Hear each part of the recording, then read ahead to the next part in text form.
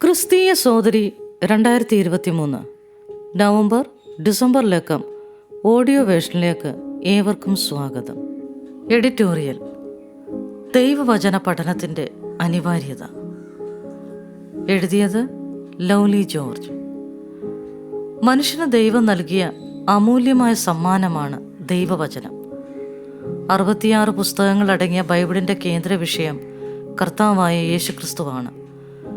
മനുഷ്യശ്രദ്ധ ഇത്രയധികം സ്വാധീനിച്ച ദൈവവചനത്തിൻ്റെ എഴുത്തുകാർ, സാഹചര്യങ്ങൾ, എഴുതിയ കാലം എന്നിവ വൈവിധ്യം നിറഞ്ഞതാണ്. എങ്കിലും ഇതിലെ പ്രതിപാദന രീതി ഈ പുസ്തകത്തെ മറ്റെല്ലാ ഗ്രന്ഥങ്ങളിൽ നിന്നും വ്യത്യസ്തമാക്കുന്നു.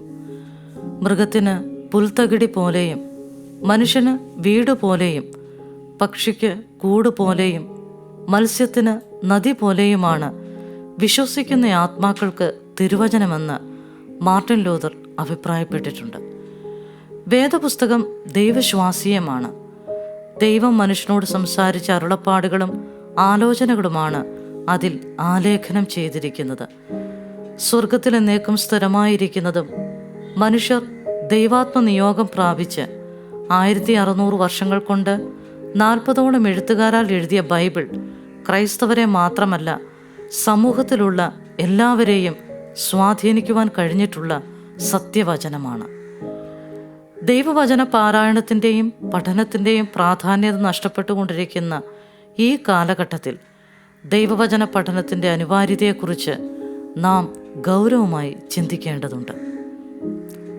ദൈവവചനം പഠിക്കാനുള്ളതല്ല, പ്രായോഗികമാക്കാനുള്ളതാണ് എന്ന് ചിലരെങ്കിലും പറയുന്നത് കേൾക്കാറുണ്ട്. ദൈവവചനം പ്രായോഗികമാക്കണമെങ്കിൽ അത് കൃത്യമായി വായിക്കുകയും ക്രമീകൃതമായി പഠിക്കുകയും വേണം. അതിന് അധികം സമയം വിനിയോഗിക്കുകയും സാധ്യമായ എല്ലാ സാഹചര്യങ്ങളും ഉപയോഗപ്പെടുത്തുകയും വേണം. പ്രായഭേദമന്യേ എല്ലാവർക്കും ദൈവവചനം വായിക്കുവാനും പഠിക്കുവാനുമുള്ള ധാരാളം അവസരങ്ങൾ ഇന്ന് നമുക്ക് മുമ്പിൽ ദൈവം തുറന്നു തന്നിട്ടുണ്ട്. എല്ലാ നന്മകളും സുഖസൗകര്യങ്ങളും ഉണ്ടായിട്ടും ജീവിതത്തിൽ വേണ്ടത്ര സന്തോഷവും സമാധാനവും അനുഭവിക്കാൻ സാധിക്കാതെ പോകുന്നതിൻ്റെ പ്രധാന കാരണം ദൈവവചനത്തെ അംഗീകരിക്കുവാനും വചനത്തോട് ക്രിയാത്മക സമീപനം പുലർത്തുവാൻ കഴിയാതിരിക്കുന്നതുമാണ്. ദൈവവചനത്തിൽ സന്തോഷിക്കുവാൻ കഴിയുന്നവർക്ക് സംതൃപ്തിയുള്ള ജീവിതം നയിക്കാനാകും. ദൈവത്തിൻ്റെ വചനം കേവലം അക്ഷരങ്ങളല്ല, അത് മാനുഷികവുമല്ല. മനുഷ്യർ പരിശുദ്ധാത്മ നിയോഗം പ്രാപിച്ചിട്ട് എഴുതിയതും സംസാരിച്ചതുമാണ്. പത്രോസിൻ്റെ 1-ാം ലേഖനം 1-ാം അധ്യായം 30-31 വാക്യങ്ങൾ. അവിടുത്തെ വചനം കാലിന് ദീപവും പാതയ്ക്ക് പ്രകാശവുമാണെന്ന് സങ്കീർത്തനക്കാരൻ പറയുന്നു. സങ്കീർത്തനം 119-ന്റെ 105-ാം വാക്യം. നമ്മുടെ ഓരോ ചുവടുകളെയും പ്രകാശപൂരിതമാക്കുന്ന ഈ വചനം നമ്മുടെ ജീവിതത്തോട് ചേർത്ത് പിടിക്കാം. അമ്മയറിയാൻ രക്ഷാകർതൃത്വം തുടർമാനമായ ഒരു പഠനയാത്ര. എഴുതിയത് സുചിത്ര സ്റ്റീവൻ സാമുവേൽ. കുഞ്ഞുങ്ങളെ വളർത്തിക്കൊണ്ടുവരുന്നതിൽ ഇന്നത്തെ മാതാക്കൾക്ക് അസാധാരണമായ ധാരാളം വെല്ലുവിളികൾ നേരിടേണ്ടി വരുന്നുണ്ട്. ഈ ആധുനിക യുഗത്തിൽ നല്ല രക്ഷാകർതൃത്വത്തിന് ആവശ്യമായ നിർദ്ദേശങ്ങൾ എന്തെല്ലാമാണെന്ന് നാം അറിഞ്ഞിരിക്കേണ്ടതുണ്ട്. ദൈവത്തെ മാനിക്കുന്ന കുഞ്ഞുങ്ങളെ വളർത്തിക്കൊണ്ടുവരുവാൻ ആവശ്യമായ പ്രമാണങ്ങളും മാർഗനിർദ്ദേശങ്ങളും നൽകുന്ന ഒരു സുപ്രധാന വിഷയമായാണ് രക്ഷാകർതൃത്വത്തെ വിശുദ്ധ വേദപുസ്തകം വെളിപ്പെടുത്തുന്നത്. ദൈവഹിതപ്രകാരം സ്നേഹം, വിശ്വാസം, ബഹുമാനം, അച്ചടക്കം, പരിപാലനം എന്നിവയ്ക്ക് ഊന്നൽ നൽകിക്കൊണ്ട് ഉത്തരവാദിത്വമുള്ളതും സ്നേഹപൂർണവുമായ രക്ഷാകർതൃത്വത്തിന് ബൈബിൾ ഉത്തമ അടിസ്ഥാനം പ്രദാനം ചെയ്യുന്നു. ദൈവിക ഹിതമനുസരിച്ച് കുഞ്ഞുങ്ങളെ വളർത്തുന്നതിനാവശ്യമായ ജ്ഞാനം ലഭിക്കേണ്ടതിന് ദൈവത്തിങ്കിലേക്കും ദൈവവചനത്തിലേക്കുമാണ് നാം തിരിയേണ്ടത്. ബാലൻ നടക്കേണ്ടുന്ന വഴിയിൽ അവനെ അഭ്യസിപ്പിക്കുക. അവൻ വൃദ്ധനായാലും അത് വിട്ടുമാറുകയില്ല. സദൃശ്യവാക്യങ്ങൾ 22-ാം അധ്യായം 6-ാം വാക്യം. ആത്മീകവും ധാർമ്മികവുമായ മാർഗനിർദ്ദേശങ്ങൾ കുട്ടികൾക്ക് കൊടുക്കുന്നതിൽ മാതാപിതാക്കൾക്കുള്ള പങ്കിനെക്കുറിച്ച് ഈ വാക്യത്തിൽ പ്രതിപാദിക്കുന്നു. മനുഷ്യരെന്ന നിലയിൽ നാം തെറ്റുകൾക്ക് അധീനരാണ്. എന്നിരുന്നാലും ദൈവസന്നിധിയിൽ നമുക്ക് ഏതു നേരത്തും സഹായത്തിനായി സമീപിക്കാം. അവിടുന്ന് നമ്മെ അതിശയകരമായ വഴികളിലൂടെ നയിക്കും. നമ്മുടെ മക്കൾക്കായി പ്രാർത്ഥിക്കുകയും അവരെ വളർത്തിക്കൊണ്ടു വരുന്നതിന് ദൈവിക നടത്തിപ്പ് അന്വേഷിക്കുകയും ചെയ്യണം. കുഞ്ഞുങ്ങളുമൊത്ത് പ്രാർത്ഥിക്കാൻ സമയം ചെലവഴിക്കുക. ഒരു പരീക്ഷയ്ക്ക് പോകുന്നതിന് മുമ്പോ, യാത്രയ്ക്ക് മുൻപോ, ഭക്ഷണം കഴിക്കുന്നതിന് മുമ്പോ, ഒരു ദിവസ ആരംഭത്തിലോ ഒക്കെ ആദ്യം ദൈവത്തിങ്കിലേക്ക് നോക്കേണ്ടതിനുള്ള പ്രാധാന്യത്തെക്കുറിച്ച് അവരെ പഠിപ്പിക്കുക. ഇത്തരം കാര്യങ്ങൾ ലളിതമാണെന്ന് നമുക്ക് തോന്നാമെങ്കിലും വരും തലമുറയോട് ദൈവാശ്രയത്തിൻ്റെ പ്രാധാന്യം എന്താണെന്ന് പഠിപ്പിക്കേണ്ടതിന് ഇത്തരം കാര്യങ്ങൾ അത്യന്താപേക്ഷിതമാണ്. പല യുവമാതാക്കളും തങ്ങളുടെ തൊഴിലിനും രക്ഷാകർതൃത്വത്തിനുമിടയിൽ കിടന്ന് ഞരങ്ങുന്നത് കാണാറുണ്ട്. ജോലിയും കുടുംബജീവിതവും രക്ഷാകർതൃത്വവും തമ്മിൽ ആരോഗ്യകരമായ സമതുലിതാവസ്ഥ നിലനിർത്താൻ ശ്രമിക്കേണ്ടതുണ്ട്. കുടുംബാംഗങ്ങളുമായുള്ള ബന്ധം സുദൃഢമാക്കുവാനുള്ള സമയം കണ്ടെത്തുക. ഒരുമിച്ച് പ്രാർത്ഥിക്കുകയും ഭക്ഷണം കഴിക്കുകയും സന്ദർശനങ്ങൾ നടത്തുകയും വിനോദങ്ങളിൽ ഏർപ്പെടുകയും ചെയ്യുക. ഒരു കുട്ടിയുടെ ശാരീരിക ക്ഷമത നിലനിർത്തുക എന്നത് മാതാപിതാക്കളുടെ ഉത്തരവാദിത്തമാണ്. സമീകൃതവും പോഷകസമൃദ്ധവുമായ ഭക്ഷണക്രമം നൽകുക. പഞ്ചസാരയും സംസ്കരിച്ച ഭക്ഷണങ്ങളും പരിമിതപ്പെടുത്തിക്കൊണ്ട് ആരോഗ്യപരമായ ഭക്ഷണശീലം പ്രോത്സാഹിപ്പിക്കുക. ആരോഗ്യകരമായ ജീവിതശൈലി നിലനിർത്താൻ ക്രമമായ ശാരീരിക പ്രവർത്തനങ്ങൾ പ്രോത്സാഹിപ്പിക്കുക. ജീവിതത്തിൽ നല്ല മാതൃകൾ ഉണ്ടാക്കുന്ന കാര്യത്തിൽ നിങ്ങളുടെ കുട്ടികളോടൊപ്പം സജീവമായിരിക്കുക. നിങ്ങളുടെ കുട്ടികൾക്ക് മതിയായ ഉറക്കം ലഭിക്കുന്നുണ്ടെന്ന് ഉറപ്പുവരുത്തുക. നിങ്ങളുടെ കുട്ടികളുടെ വൈകാരിക ക്ഷേമത്തിൽ ശ്രദ്ധാലുവായിരിക്കുക. മാനസികാരോഗ്യത്തെക്കുറിച്ച് അവരെ പഠിപ്പിക്കുകയും ആവശ്യമെങ്കിൽ വിദഗ്ധ സഹായം തേടുകയും ചെയ്യുക. സ്വയരക്ഷയെക്കുറിച്ചും രക്ഷിതാക്കൾ കുട്ടികളെ പഠിപ്പിക്കണം. വ്യക്തിപരമായ ശുചിത്വവും അവരുടെ ശരീരത്തെ എങ്ങനെ പരിപാലിക്കണമെന്നും കുട്ടികളെ പഠിപ്പിക്കണം. ഇന്നത്തെ സാങ്കേതിക യുഗത്തിൽ കുട്ടികൾ സാങ്കേതിക ഉപകരണങ്ങൾ ഉപയോഗിക്കുന്നതിനുള്ള സമയത്തെക്കുറിച്ച് നാം ശ്രദ്ധിക്കണം. സ്മാർട്ട് ഫോണുകൾ, ടാബ്ലറ്റുകൾ, കമ്പ്യൂട്ടറുകൾ എന്നിവയുടെ അമിതമായ ഉപയോഗം പരിമിതപ്പെടുത്തുക. ചെറുപ്പം മുതൽ തന്നെ തുറസായ സ്ഥലത്തുള്ള പ്രവർത്തനങ്ങളും മുഖാമുഖമായ ഇടപെടലുകളും പ്രോത്സാഹിപ്പിക്കുക. സ്വകാര്യതാ ക്രമീകരണങ്ങൾ, ഉചിതമായ ഓൺലൈൻ പെരുമാറ്റം, സൈബർ ഭീഷണി എങ്ങനെ കൈകാര്യം ചെയ്യണം എന്നിവ ഉൾപ്പെടെയുള്ള ഓൺലൈൻ സുരക്ഷയെക്കുറിച്ച് നമ്മുടെ മുതിർന്ന കുട്ടികൾക്ക് അറിയാമെന്ന് ഉറപ്പാക്കുക. കുട്ടിയുടെ ഓൺലൈൻ പ്രവർത്തനങ്ങൾ നന്നായി മനസ്സിലാക്കാൻ ഏറ്റവും പുതിയ സാങ്കേതിക വിദ്യകളെക്കുറിച്ചും സോഷ്യൽ മീഡിയ പ്ലാറ്റ്ഫോമുകളെക്കുറിച്ചും മാതാപിതാക്കൾ അറിഞ്ഞിരിക്കണം. വെല്ലുവിളികൾ നേരിടുമ്പോൾ സുഹൃത്തുക്കളിൽ നിന്നോ കുടുംബാംഗങ്ങളിൽ നിന്നോ പ്രൊഫഷണലുകളിൽ നിന്നോ പിന്തുണ തേടാൻ മടിക്കരുത്. എനിക്കെവിടെയാണ് പിഴച്ചത് എന്ന് സ്വയം ചോദിക്കുന്ന സന്ദർഭങ്ങൾ ജീവിതത്തിലുണ്ട്.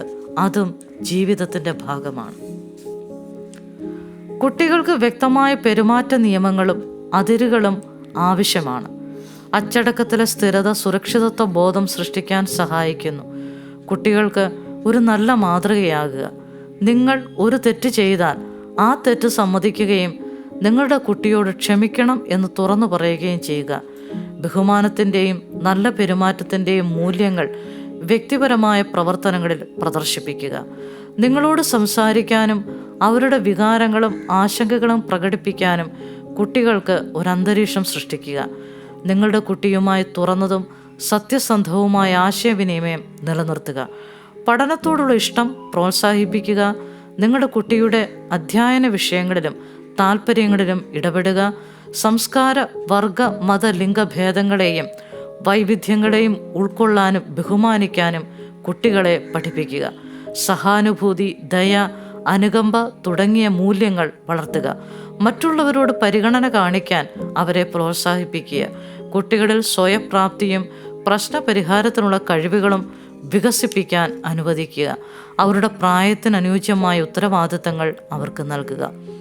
ഒരമ്മ എന്ന നിലയിൽ സ്വയപരിചരണത്തിന് പ്രാധാന്യം കൊടുക്കുകയും നമ്മളിലെ തന്നെ ഏറ്റവും മികച്ചതിനെ പകർന്നു നൽകുവാൻ ശ്രമിക്കുകയും ചെയ്യുക. നിങ്ങളുടെ സമയം നിയന്ത്രിക്കുന്നത് വിവിധ ഉത്തരവാദിത്തങ്ങൾ സന്തുലിതമാക്കാൻ നിങ്ങളെ സഹായിക്കും. ചുമതലകൾക്ക് മുൻഗണന നൽകുകയും ഉത്തരവാദിത്തങ്ങൾ കഴിവിനനുസരിച്ച് കുഞ്ഞുങ്ങളെ ഏൽപ്പിക്കുകയും ചെയ്യുക.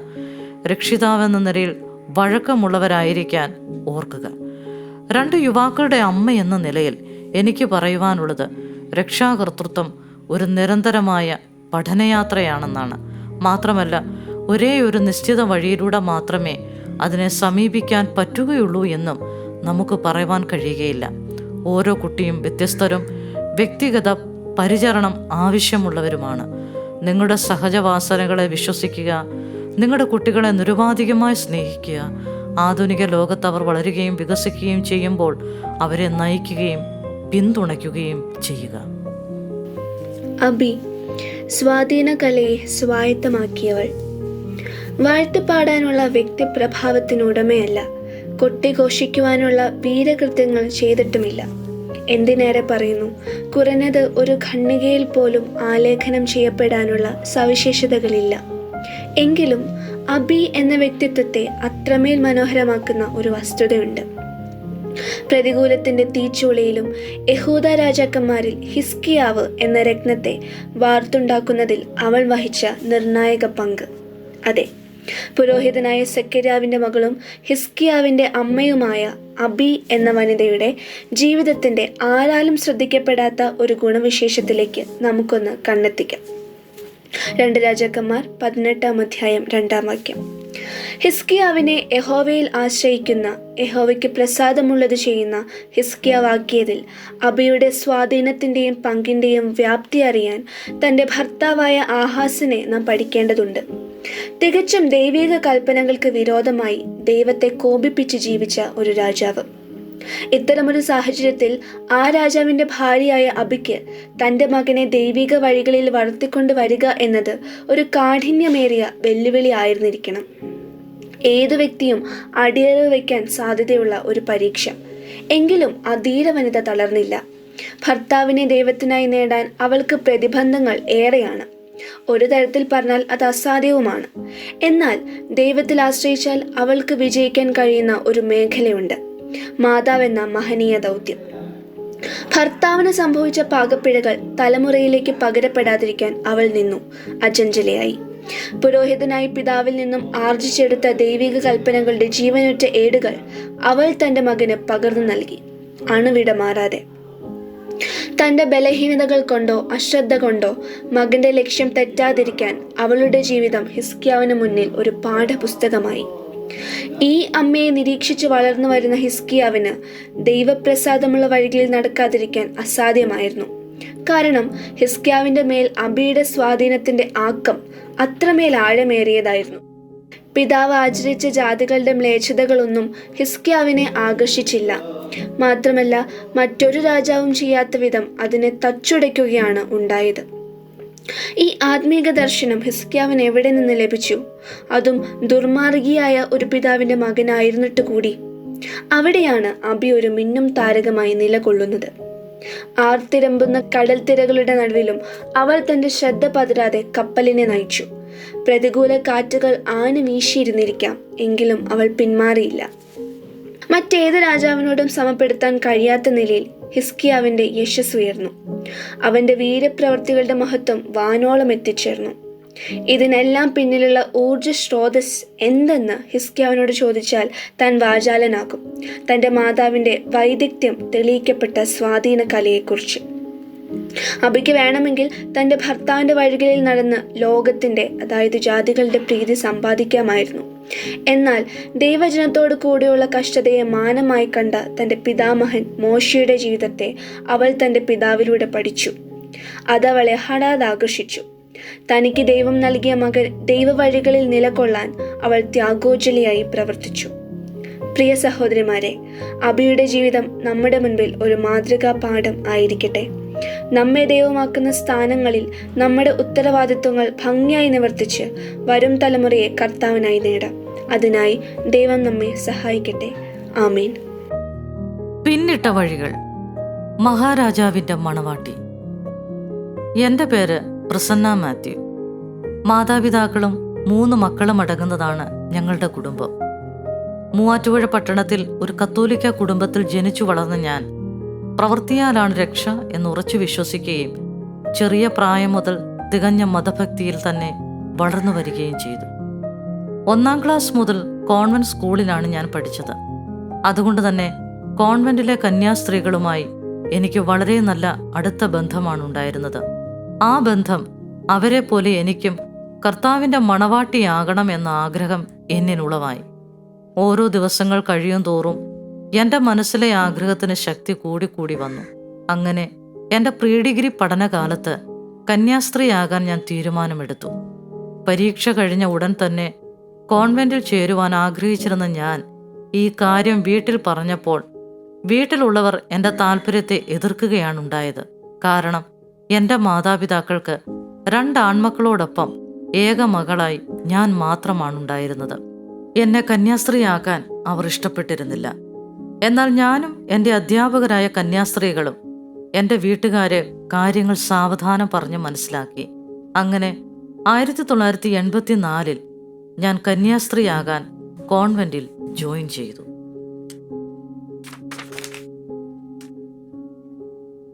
എൻ്റെ ബാല്യകാലത്ത് തന്നെ ഞങ്ങളുടെ ഭവനത്തിൽ TWR റേഡിയോ പ്രോഗ്രാം കേൾക്കുമായിരുന്നു. അങ്ങനെ കേൾക്കുന്ന കാര്യങ്ങൾ എനിക്ക് വ്യക്തമായി മനസ്സിലാകുമായിരുന്നില്ല. എങ്കിലും അതെന്നിൽ ദൈവവചനം വായിക്കാനുള്ള ആഗ്രഹം ഉളവാക്കി. അതിന് പ്രോത്സാഹനം തന്നത് കരിസ്മാറ്റിക് പ്രസ്ഥാനമായിരുന്നു.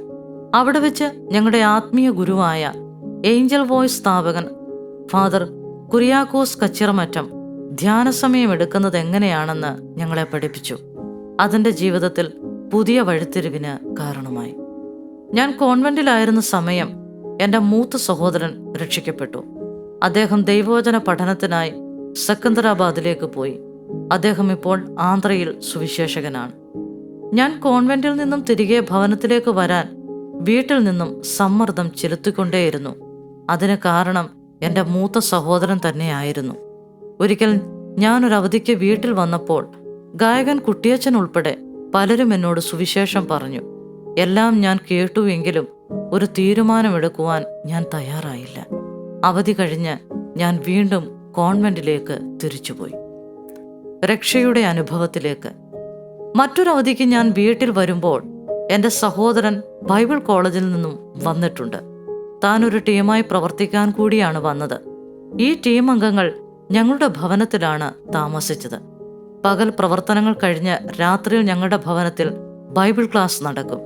എൻ്റെ അപ്പച്ചനും അമ്മയും ഇളയ സഹോദരനും ഞാനും ഞങ്ങൾ ദൈവവചനം കേൾക്കാനിരിക്കും. എല്ലാ ദിവസവും ദൈവവചനം ഹൃദയത്തിൽ ക്രിയ ചെയ്തുകൊണ്ടിരുന്നു. ക്ലാസ് എടുത്തുകൊണ്ടിരുന്നത് രഘു എന്ന സഹോദരനായിരുന്നു. ഇപ്പോൾ ഗുജറാത്തിൽ സുവിശേഷ വേലയിലായിരിക്കുന്ന രഘു സഹോദരന്റെ വീട് കോന്നിയിലാണ്. താൻ ഹൈന്ദവ പശ്ചാത്തലത്തിൽ നിന്നും ക്രിസ്തുവിനെ രക്ഷകനായി സ്വീകരിച്ച വ്യക്തിയായിരുന്നു. ആത്മരക്ഷയെ സംബന്ധിച്ച് ഞങ്ങൾ അതുവരെ കേൾക്കാത്ത ചില സത്യങ്ങൾ തിരുവചനത്തിലെ തെളിവോടെ അദ്ദേഹം ഞങ്ങൾക്ക് വിവരിച്ചു തന്നു. ജനനം കൊണ്ട് ആരും ക്രിസ്ത്യാനികളാകുന്നില്ലെന്നും എല്ലാവരും പാപികളായിട്ടാണ് ലോകത്തിൽ ജനിക്കുന്നതെന്നും ഞാൻ മനസ്സിലാക്കി. റോമർക്കെഴുതിയ ലേഖനം 3-ാം അധ്യായം 23-ാം വാക്യം, സങ്കീർത്തനങ്ങൾ 51-5-ാം വാക്യം. മനുഷ്യന് സ്വയമായ രക്ഷയ്ക്കു വേണ്ടി ഒന്നും ചെയ്യുവാൻ കഴിയില്ലെന്നും നമ്മുടെ പാപത്തിനുള്ള ശിക്ഷ ഏറ്റെടുത്ത് നമുക്ക് പകരക്കാരനായി ക്രൂശിൽ മരിച്ച ക്രിസ്തുവിനെ വിശ്വാസത്താൽ വ്യക്തിപരമായി രക്ഷകനായി സ്വീകരിക്കുന്നതിലൂടെ മാത്രമേ ഒരുവന് ദൈവ പൈതലാകുവാൻ കഴിയൂ എന്നത് വ്യക്തമായി പറഞ്ഞു തന്നു. എഫേസ്യർക്കെഴുതിയ ലേഖനം 2-ാം അധ്യായം 8-9 വാക്യങ്ങൾ. ഞങ്ങൾ പിന്തുടർന്നു വന്ന മതാചാരങ്ങൾ വ്യർത്ഥമാണെന്നും വ്യർത്ഥമായ ആ പിതൃപാരമ്പര്യം ദൈവത്തിന്റെ വഴിയല്ലെന്നും അറിഞ്ഞപ്പോൾ മനസ്സിൽ വലിയ ഒരു പോരാട്ടമായി. ഒരാഴ്ച നീണ്ട ക്ലാസ്സിലൂടെ രഘു സഹോദരൻ ആത്മരക്ഷയെക്കുറിച്ച് വ്യക്തമായി പറഞ്ഞു തന്നു. രാത്രിയിൽ കേൾക്കുന്ന ദൈവവചനം പകൽ സമയം അത് ശരി തന്നെയോ എന്ന് ഞാൻ പരിശോധിച്ചു നോക്കുമായിരുന്നു. ധ്യാനസമയം എടുക്കുന്ന പുസ്തകം ഗലാത്യ ലേഖനമായിരുന്നു. അതിൻ്റെ 1-ാം അധ്യായം 10-ാം വാക്യത്തിൽ, ഇപ്പോൾ ഞാൻ മനുഷ്യരെയോ ദൈവത്തെയോ സന്തോഷിപ്പിക്കുന്നത് അല്ല, ഞാൻ മനുഷ്യരെ പ്രസാദിപ്പിപ്പാൻ നോക്കുന്നുവോ? ഇന്നും ഞാൻ മനുഷ്യരെ പ്രസാദിപ്പിക്കുന്നുവെങ്കിൽ ക്രിസ്തുവിന്റെ ദാസനായിരിക്കില്ല. ഈ വാക്യത്തിലൂടെ ദൈവാത്മാവ് എന്നോട് സംസാരിച്ചു. എന്നാൽ ഞാനത് തള്ളിക്കളഞ്ഞു. അടുത്ത ദിവസം വീണ്ടും ആ ഭാഗം തന്നെ തുടർച്ചയായി വായിച്ച് ധ്യാനിച്ചു. ഈ സമയം ആ വാക്യം എൻ്റെ ഹൃദയത്തിൽ വന്ന് തറയ്ക്കുന്നത് പോലെ തോന്നി. അന്ന് രാത്രിയിൽ 1986 ഏപ്രിൽ മാസം 14-ാം തീയതി ഞാൻ എൻ്റെ കർത്താവിനെ രക്ഷകനും കർത്താവുമായി സ്വീകരിച്ചു. ആ രാത്രിയിൽ ഞാൻ സുഖമായി ഉറങ്ങി. പിന്നെ ഞാൻ കോൺവെന്റിലേക്ക് തിരിച്ചുപോയില്ല. കത്തോലിക്ക സഭാ നേതൃത്വത്തിൽ നിന്നും മറ്റു ബന്ധുക്കളിൽ നിന്നും വളരെയധികം മുറിപ്പെടുത്തലുകൾ എനിക്ക് നേരിടേണ്ടി വന്നു. എൻ്റെ മുമ്പോട്ടുള്ള ജീവിതം എന്താകും? എൻ്റെ ഭാവി എന്താകും? എനിക്കൊരു വിവാഹം നടക്കുമോ? അതും കന്യാസ്ത്രീയാകാൻ പോയിട്ട് മഠത്തിൽ നിന്നും തിരിച്ചു വന്ന എന്നെ ആരെങ്കിലും വിവാഹം കഴിക്കുമോ? ഞാൻ മരിക്കുമ്പോൾ എന്നെ എവിടെ സംസ്കരിക്കും? എന്നിങ്ങനെയുള്ള ചിന്തകൾ എന്നെ വല്ലാതെ അലട്ടിയിരുന്നു. എന്നാൽ സകല ബുദ്ധിയും കവിയുന്ന ദൈവസമാധാനം ഹൃദയത്തിൽ തന്ന് ദൈവം എന്നെ ബലപ്പെടുത്തിക്കൊണ്ടിരുന്നു. ഈ സമയമെല്ലാം ഞാൻ അധികമായി ദൈവത്തോടടുക്കുകയും ദൈവവചനം പഠിക്കുകയും ദൈവവചനത്തിലൂടെ ഉറപ്പും ധൈര്യവും നേടിയെടുക്കുകയും ചെയ്തു. എന്നാൽ ഈ സമയങ്ങളിൽ തന്നെ എൻ്റെ മാതാപിതാക്കളും ഇളയ സഹോദരനും രക്ഷാനിർണയം പ്രാപിച്ചു. കുടുംബജീവിതത്തിലേക്ക് 1990-ലാണ് ഞങ്ങളുടെ വിവാഹം നടന്നത്. മൂവാറ്റുപുഴ മാറാടി സ്വദേശിയായ സുവിശേഷകൻ ES മാത്യുവാണ് എൻ്റെ ഭർത്താവ്. അദ്ദേഹം യാക്കോബായ വിഭാഗത്തിൽ നിന്നും രക്ഷിക്കപ്പെട്ട് സ്നാനപ്പെട്ട വ്യക്തിയായിരുന്നു. രക്ഷിക്കപ്പെടുന്നതിന് മുമ്പ് യാക്കോബായ സഭയിലെ ഒരു പുരോഹിതനാകാൻ അദ്ദേഹം ആഗ്രഹിച്ചിരുന്നു. 1992 അദ്ദേഹം TWR എന്ന ക്രിസ്തീയ സുവിശേഷ സംഘടനയിൽ ജോയിൻ ചെയ്തു. ഞാൻ രക്ഷയുടെ അനുഭവത്തിൽ വരുന്നതിൻ്റെ അടിസ്ഥാനത്തിൽ ഒരു വിധത്തിൽ ഈ റേഡിയോ പ്രോഗ്രാം ആയിരുന്നു എന്ന് പറയാം. അതെനിക്ക് വളരെ സന്തോഷം നൽകി. ഞാനും അദ്ദേഹത്തോടൊപ്പം ഒരു വോളണ്ടിയറായി പ്രവർത്തിച്ചു. TWRൽ ചേർന്ന എൻ്റെ ഭർത്താവ് ആദ്യ സമയങ്ങളിൽ റേഡിയോ പ്രോഗ്രാം കേട്ടിട്ട് വരുന്ന കത്തുകൾക്ക് മറുപടി നൽകുകയാണ് ചെയ്തുകൊണ്ടിരുന്നത്. പിന്നീട് താൻ റേഡിയോയിൽ ബൈബിൾ ക്ലാസ്സുകൾ എടുത്തു തുടങ്ങി. 6 വർഷം ദൈവിക സ്പർശനം എന്ന ഒരു ബൈബിൾ സ്റ്റഡി ചെയ്തു.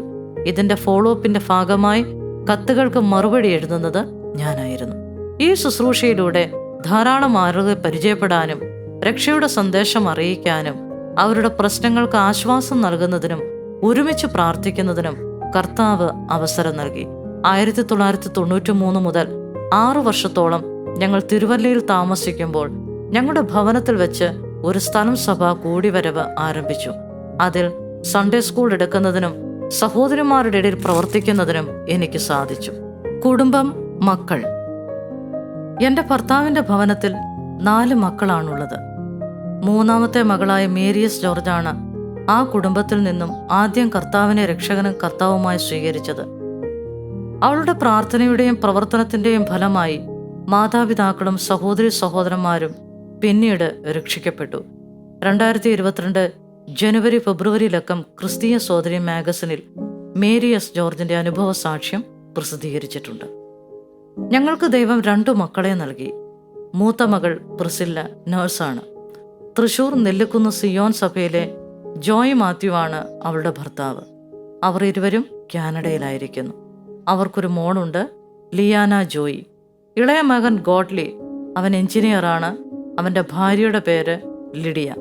ചാത്തന്നൂർ ബാപ്റ്റിസ്റ്റ് ബൈബിൾ കോളേജിൻ്റെ സ്ഥാപകനായ KC തോമസ് സാറിൻ്റെ ഭാര്യ സഹോദരിയുടെ കൊച്ചുമകളാണ് ലിഡിയ. അവളും നേഴ്സാണ്. ഇരുവരും കാനഡയിലായിരിക്കുന്നു.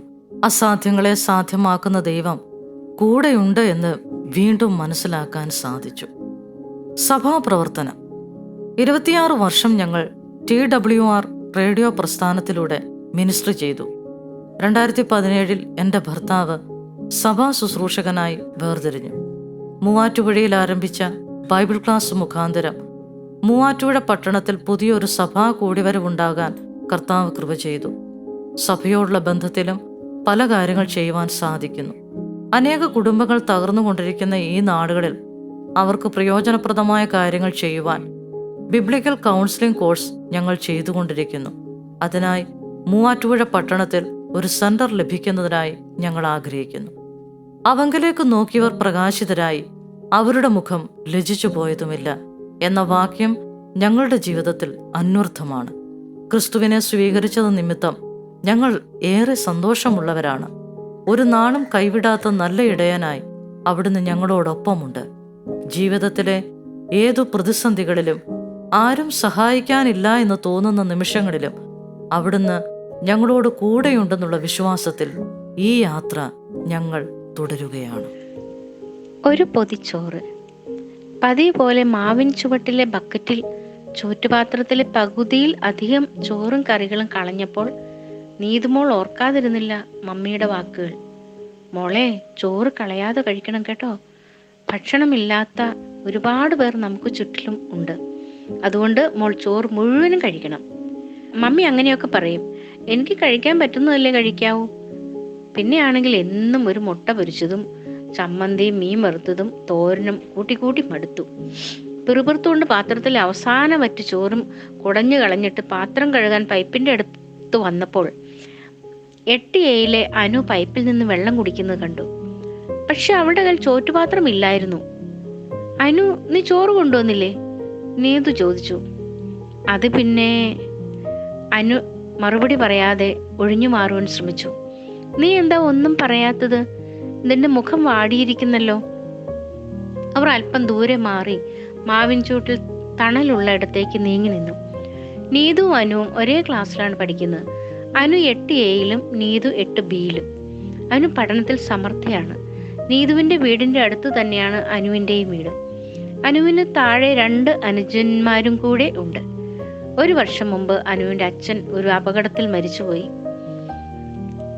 അമ്മ അയൽവീടുകളിൽ ജോലി ചെയ്താണ് 3 പേരെയും പഠിപ്പിക്കുന്നതും വീട്ടിലെ ആവശ്യങ്ങളും നിറവേറ്റുന്നത്. വളരെ കഷ്ടമാണ് അവരുടെ ജീവിതം.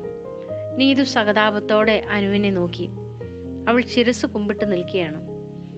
അനു, നീ എന്താ ചോറ് കൊണ്ടുവരാത്തത്? അനു ഒന്നും മിണ്ടാതെ താഴെ നോക്കി നിന്നു.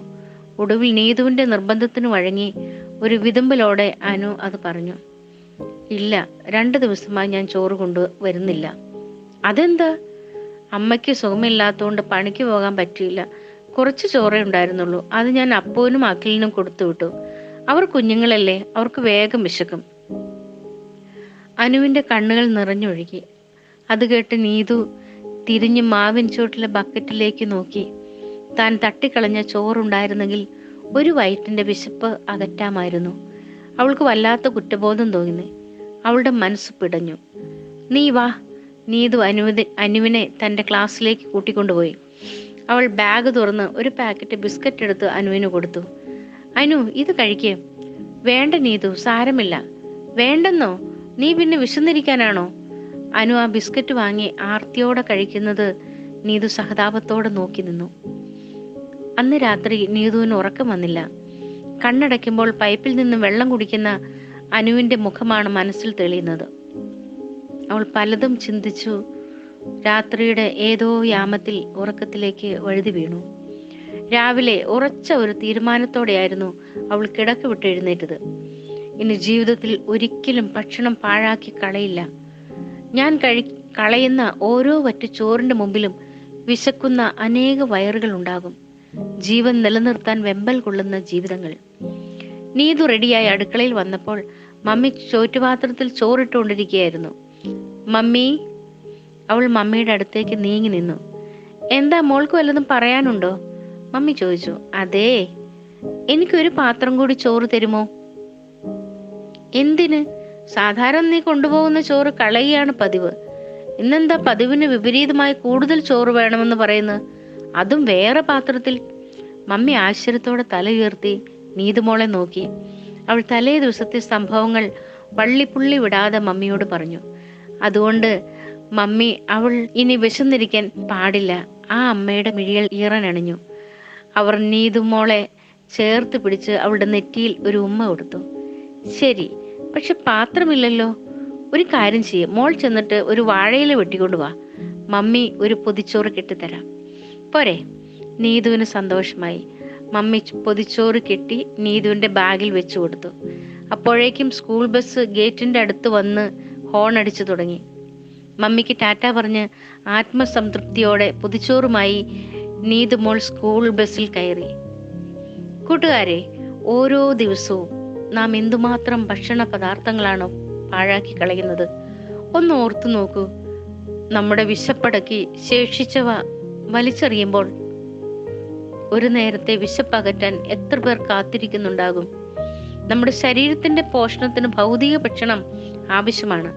അതുപോലെ തന്നെ നമ്മുടെ ആത്മാവിന്റെ വളർച്ചയ്ക്കുള്ള ഭക്ഷണമാണ് ദൈവവചനം. അത് നാം അലക്ഷ്യമാക്കാതെ ദിനംതോറും ഭക്ഷിക്കണം. യിരെമ്യാവ് 15:16 നാം ഇങ്ങനെ വായിക്കുന്നു: ഞാൻ നിന്റെ വചനത്തെ കണ്ടെത്തി ഭക്ഷിച്ചിരിക്കുന്നു. കൂടാതെ നാം ഭക്ഷണം കഴിച്ച് ശേഷിപ്പിക്കുമ്പോൾ നമ്മുടെ കൂട്ടുകാർ വിശന്നിരിക്കുന്നുണ്ടോ എന്ന് അന്വേഷിക്കുന്നത് ദൈവസ്നേഹത്തിന്റെ ഒരു പ്രദർശനം കൂടിയാണ്. അപ്പോൾ ഇന്ന് തന്നെ നമുക്കൊരു തീരുമാനമെടുക്കാം. ഇന്നു മുതൽ ഞാൻ ഭക്ഷണം പാഴാക്കി കളയുകയില്ല. അതുപോലെ ദൈവവചനം ദിനംതോറും ഭക്ഷിക്കും, അഥവാ വായിച്ച് അതനുസരിച്ച് ജീവിക്കും എന്ന്. Youth Special You Are a Satellite by Merlin Matthew. Even though many have forgotten Chandrayaan first, even a 4-year-old Indian child will know Chandrayaan third. It was launched from Satish Dhawan Space Center on 14th July 2023 as the third mission of a series of lunar exploration missions developed by the Indian Space Research Organization.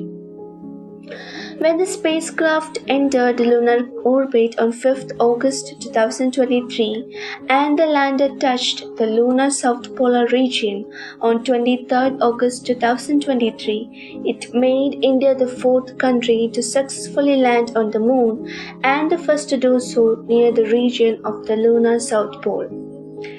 Chandrayaan third was not just shot up without a purpose. The mission has clear objectives.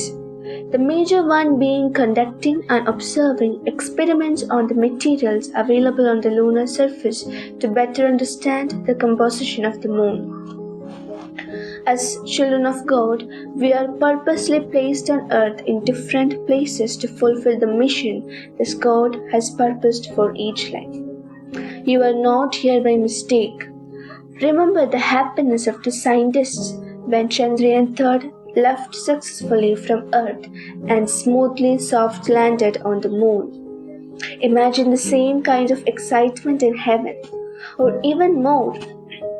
Luke chapter 15 verse 10 says, "Likewise I say unto you, there is joy in the presence of the angels of God over one sinner that repenteth." We are on the earth with a mission, and that is to fulfill God's will in our lives. To be light bearers for the Savior, separated from the world for God's glory. We ought to be the salt, spreading the love of Christ to all around. We are ambassadors of Christ. Nothing on earth should keep you away from the mission.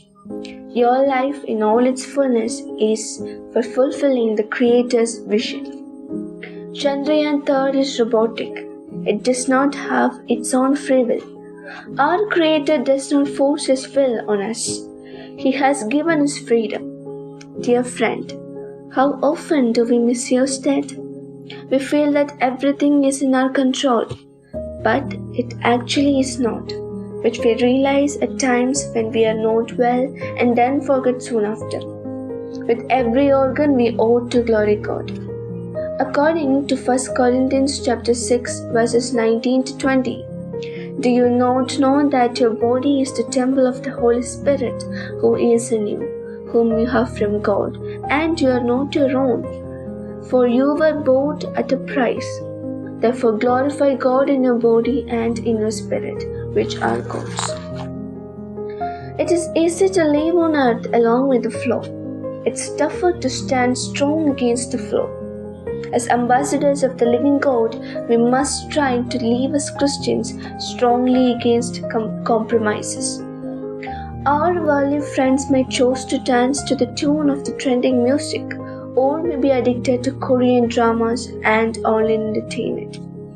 There may be friends who urge you to believe that the faith is unreasonably strict when it comes to relationships out of God's ways. It's not wrong to have friends. Let's have friends, let's pray for them, let's show them the truth rather than sliding away from it. Whenever we are faced with confusion, think whether it will make sense in eternity. Therefore do not be unwise, but understand what the will of the Lord is. Ephesians chapter 5 verse 17. Now we are home away from your actual home like a satellite sent on a mission. Do not try to do everything else and forget the mission. Ticking all the items in our own bucket list must not be our ultimate aim. Traveling all over the world, covering all the continents, tasting different food from different places, gaining doctorates are all amazing, but what the world offers us best. But is that the legacy you want to leave behind? We love making memories on Earth. The tagline today is, "Life is short, make memories while it lasts." That is why we are capturing every memory with selfies and pictures, so that we can enjoy them in future. It's amazing and there's nothing wrong in doing so. But have you ever thought about it? We can't carry our mobile phones or cameras to heaven. Remember to make memories that last longer than your life and extend beyond the earth.